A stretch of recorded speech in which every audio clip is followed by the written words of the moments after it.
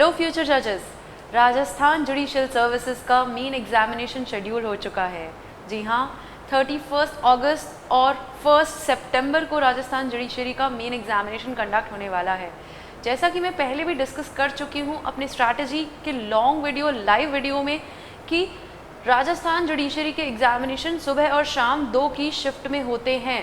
तो morning shift में आपके लॉ पेपर होंगे और इवनिंग शिफ्ट में आपके लैंग्वेज के पेपर होंगे। तो 2 ही दिन में आपके 4 एग्जामिनेशंस कंडक्ट करवाए जाएंगे। अब बहुत कम टाइम बचा है, स्पेशली उन एस्पिरेंट्स के लिए जिनका ये फर्स्ट अटेम्प्ट होने वाला है आरजेएस का। जी हाँ, प्रीलिम्स क्रैक करना भी काफ़ी मुश्किल रहा होगा आप लोगों के लिए, मैं जानती हूँ, क्योंकि जो पेपर का पैटर्न है वो कुछ अलग कर दिया गया है और जो अब जो डिफ़िकल्टी लेवल बढ़ाया गया है जो वो काफ़ी अलग था पुराने राजस्थान जुडिशरी के प्रीलिम्स के कंपैरिजन में। तो आज की इस वीडियो में हम डिस्कस करने वाले हैं कि आपकी स्ट्रैटेजी क्या होनी चाहिए। मैं आपके साथ कुछ पॉइंटर्स डिस्कस करूंगी, स्पेशली अगर ये आपका फर्स्ट अटेम्प्ट है तो आइए स्टार्ट करते हैं। तो स्टूडेंट्स, पहली चीज़ जो आपको ध्यान में रखनी है वो है टाइम। जब भी हम स्ट्रैटेजी प्रिपेयर करते हैं तो हम देखते हैं टोटल टाइम कितना है, टोटल सब्जेक्ट्स कितने हैं, और उसके हिसाब से हम अपना डिवीजन करके चलते हैं। ऑलराइट, तो हमें अप्रॉक्सीमेटली 5 वीक्स मिल रहे हैं आज की डेट से। अगर हम देखें 5 वीक्स का टाइम होगा आप लोगों के पास में। ऑलराइट, अब इन 5 वीक्स में से यूँ समझ लीजिए कि 4 वीक्स ऐसे हैं जिनके लिए आप पढ़ाई को डेडिकेट कर सकते हैं, पूरी तरह स्टडी एंड रिविजन को डेडिकेट कर सकते हैं। और ये जो 1 वीक है लास्ट का, ये 1 वीक सिर्फ और सिर्फ आपका रिकैप का वीक होगा। इसे रिवीजन नहीं कहूँगी मैं, क्योंकि यहाँ पे सिर्फ और सिर्फ रिकैप करने का ही टाइम मिलेगा। इतना टाइम होता ही नहीं है कि आप पूरे सब्जेक्ट की पूरी चीज़ें रिवाइज कर पाएँ। ये हो रहा है आपका रिवीजन। जो इनिशियल 4 वीक्स में हो रहा है वो है आपका रिवीजन। अगर आपने अपना कोर्स पहले से कंप्लीट करके रखा हुआ है, आपने मेजर माइनर सारे लॉज को एक बार बहुत अच्छे से कॉम्प्रहेंसिवली पढ़ा हुआ है, तो ये स्ट्रैटेजी आपके लिए बहुत यूज़फुल रही। ठीक है, देखते हैं कैसे करना है। 4 हफ्तों में राजस्थान जुडिशरी का रिवीजन कंप्लीट और 1 हफ्ते में आपको उसका रिकैप करना है। ऑलराइट, तो हम डिवाइड करेंगे हमारे सब्जेक्ट्स को किस बेसिस पे? स्कोरिंग के बेसिस पे, कि सब्जेक्ट कितना स्कोरिंग है, मोस्ट स्कोरिंग और लीस्ट स्कोरिंग।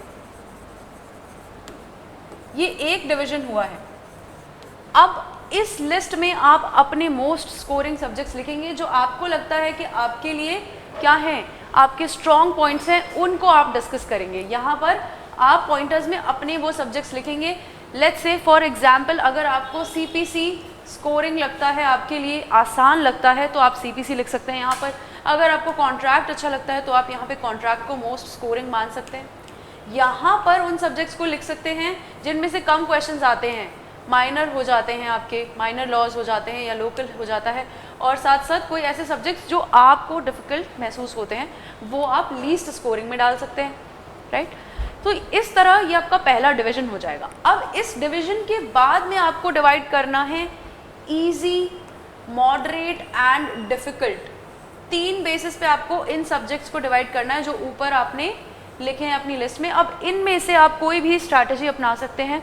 आप चाहें तो मॉडरेट सब्जेक्ट जो आपको लगते हैं उनसे पहले स्टार्ट करेंगे। ठीक है, एक मॉडरेट सब्जेक्ट को उठाएंगे और उसका रिवीजन स्टार्ट करने के लिए अपना एक नियत टाइम डिसाइड करेंगे। You will decide that in this particular day मुझे ये सब्जेक्ट कंप्लीट कर लेना है।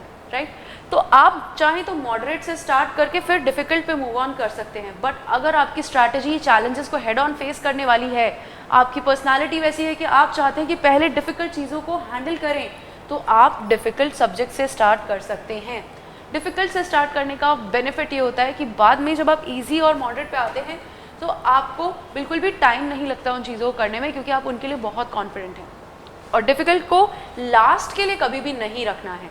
तो आप या तो डिफ़िकल्ट को पहले ले सकते हैं या फिर मॉडरेट को पहले लेकर के नंबर 2 पे डिफ़िकल्ट सब्जेक्ट स्टार्ट करिए और लास्टली इजी सब्जेक्ट्स को रखिए। ये आपका आखिरी टारगेट होना चाहिए। Easy subjects should be your last target. Alright, अब इसके बेसिस पे ये आप अपनी स्पीड और अपने नंबर ऑफ आवर्स के बेसिस पे डिसाइड करेंगे कि डिफ़िकल्ट सब्जेक्ट को पढ़ने के लिए आपको कितना टाइम चाहिए। डिफ़िकल्ट सब्जेक्ट जैसे मान लीजिए क्रिमिनल प्रोसीजर कोड, CRPC के लिए आपको चाहिए, मान लीजिए आप दिन में 15 घंटे स्टडी कर रहे हैं, तो ज़रूरी नहीं है कि पूरे के पूरे 15 घंटे आप CRPC को ही दे पाएंगे। ये भी मैं आपको बता दूं कि अब जो 4 हफ्ते बचे हैं उनमें आपको अगर कोर्स अच्छी तरह कंप्लीट करना है तो आपको एटलीस्ट अप्रॉक्स 15 आवर्स की डेडिकेटेड स्टडी तो रिक्वायर्ड होगी ही। अगर ये आपका फर्स्ट अटेम्प्ट है तो आपको अपनी पूरी जान लगानी पड़ेगी। और 15 आवर्स का बाइफर्केशन भी हम देखेंगे कि इन 15 घंटों में आप क्या क्या चीज़ें इंक्लूड कर सकते हैं अपने RJS की प्रिपरेशन के लिए।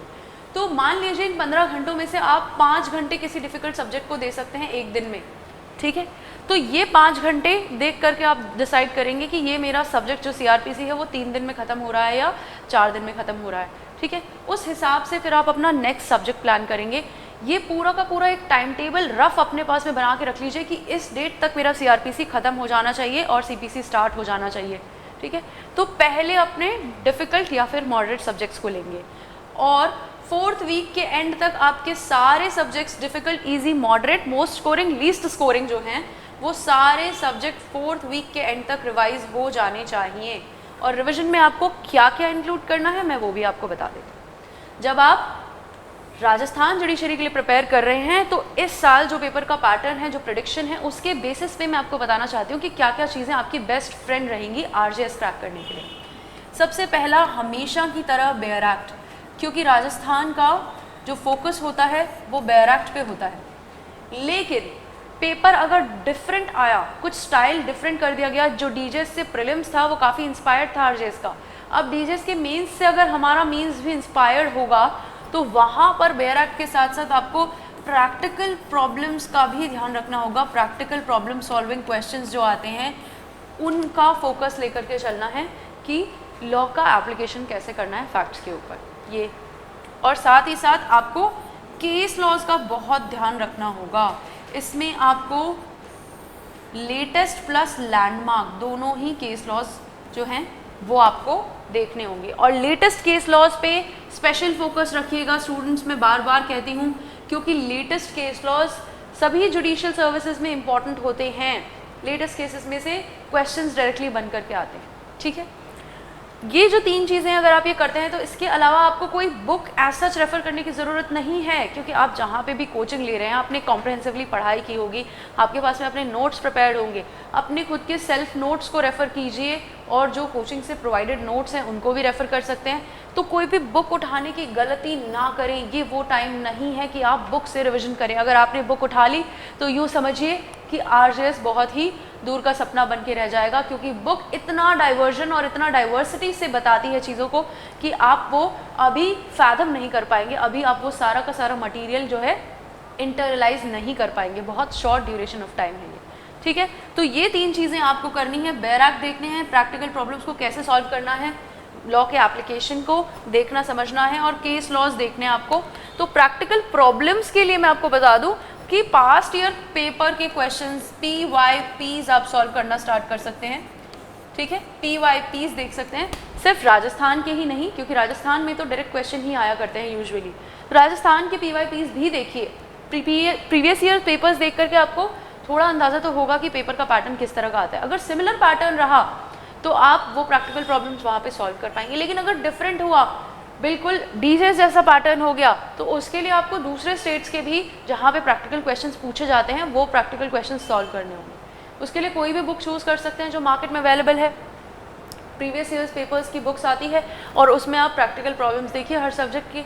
जैसे ही सब्जेक्ट का रिवीजन कंप्लीट हो तुरंत बर्ड आई व्यू से उसके सारे प्रैक्टिकल प्रॉब्लम्स देखने हैं और ये डिसाइड करना है कि इस प्रॉब्लम के साथ में मुझे कैसे आंसर लिखना है। आपको पूरे आंसर्स लिखने की अभी ज़रूरत नहीं है।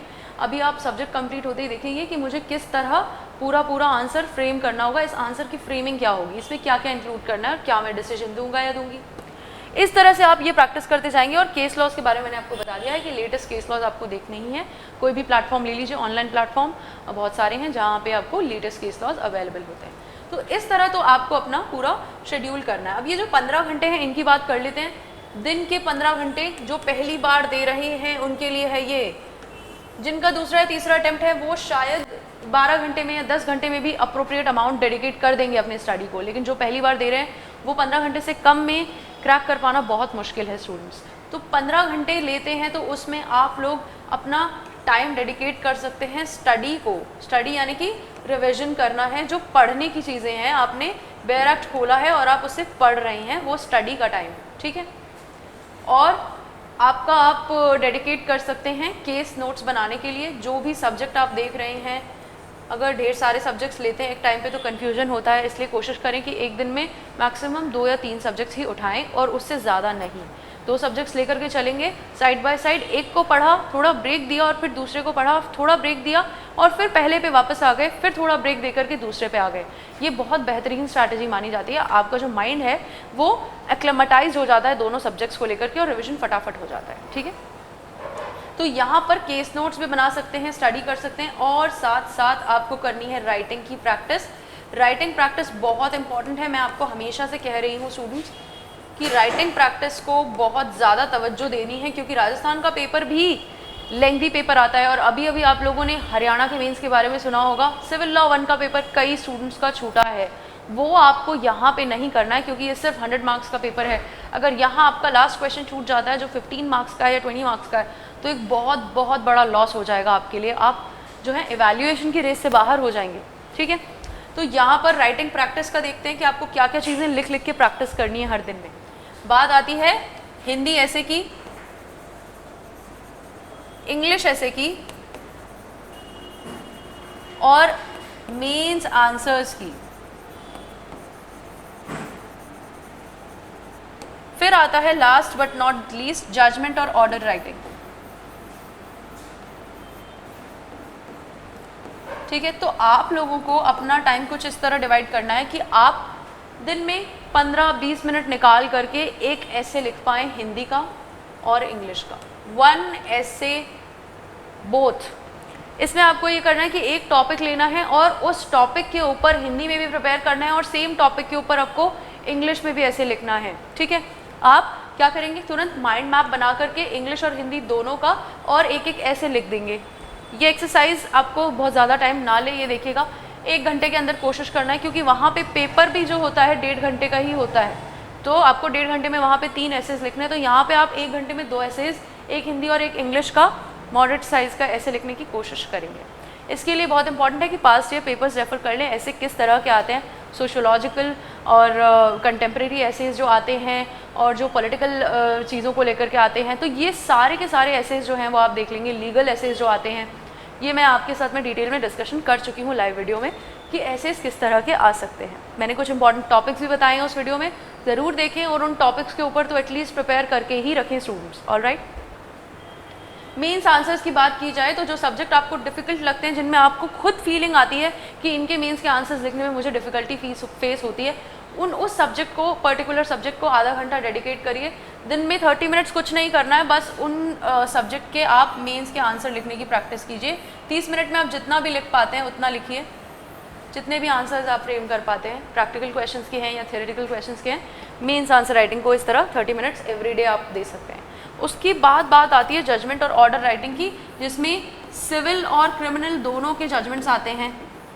तो क्रिमिनल में तो जजमेंट के साथ साथ फ्रेमिंग ऑफ चार्ज भी आता है, और सिविल में ऑर्डर राइटिंग भी आ सकता है। ज़रूरी नहीं है कि जजमेंट राइटिंग ही आए, ऑर्डर राइटिंग भी आ सकता है। तो आपको ये करना होगा कि आप कोई भी एक सब्जेक्ट पकड़ लीजिए, उसका एक जजमेंट आपको एक दिन में लिखना है। यहाँ पर भी आपका इनिशियली जब स्टार्ट करेंगे जजमेंट राइटिंग लिखना तो टाइम ज़्यादा लगेगा आपको, ठीक है।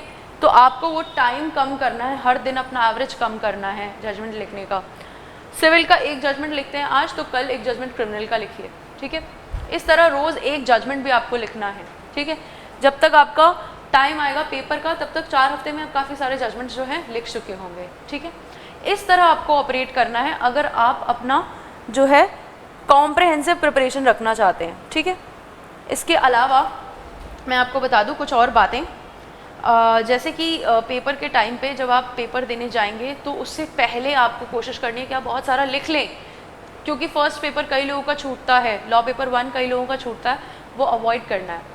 साथ ही मैं आपके लिए और वीडियोस लेकर के आऊँगी टिप्स के, जब आपका एग्ज़ाम होगा उससे पहले आई विल टेल यू कि क्या क्या चीज़ें अवॉइड करनी है, ठीक है एस्पिरेंट्स। तो अपनी प्रिपरेशन चालू कीजिए, और all the best to all of you. I wish you loads and loads of good luck in your preparation. Thank you.